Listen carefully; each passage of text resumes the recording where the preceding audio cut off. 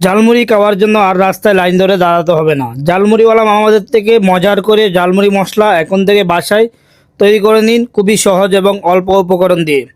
তাহলে রেসিপিটা দেখে নিন। প্রথমে একটা বাটির মধ্যে 1 চামচ ধনিয়ার গুঁড়া, 1 চামচের কম জিরার গুঁড়া, 2 চামচ পরিমাণ মরিচের গুঁড়া নিয়ে নিচ্ছি, হাফ চামচ পরিমাণ নিয়ে নিচ্ছি হলুদের গুঁড়া।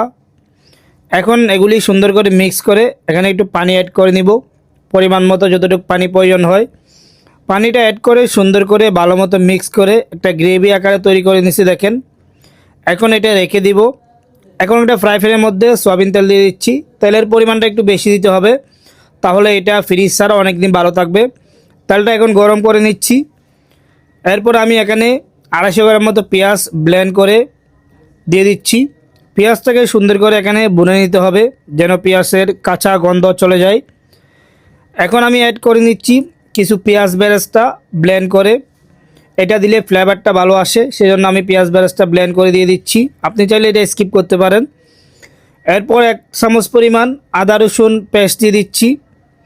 এটা দিয়ে আরও সুন্দর করে 2-3 মিনিট ভালো করে এখানে তেলের মধ্যে ফ্রাই করে নিব, যখন সবগুলি উপকরণের কাঁচা ফ্লেভার চলে যাবে। এরপর আমি যে মশলাটা দিয়ে গ্রেভি তৈরি করছিলাম সেই গ্রেভিটা দিয়ে দিচ্ছি। এটা দেওয়ার পরে অনবরত নাড়াচাড়া করে আমি সুন্দর করে এগুলি এখানে রান্না করতে থাকবো। এটা আপনার যতক্ষণ পর্যন্ত একটু কালসা কালসা কালার চলে আসবে না ততক্ষণ পর্যন্ত এটি ভুনা করতে হবে। মাঝখানে আমি এখানে অ্যাড করে নিচ্ছি হাফ চামচ পরিমাণ বিট লবণ, হাফ চামচ পরিমাণ সাদা লবণ, হাফ চামচ পরিমাণ টেস্টিং সল্ট ইউজ করতেছি যেন আপনার টেস্টটা ভালো আসে।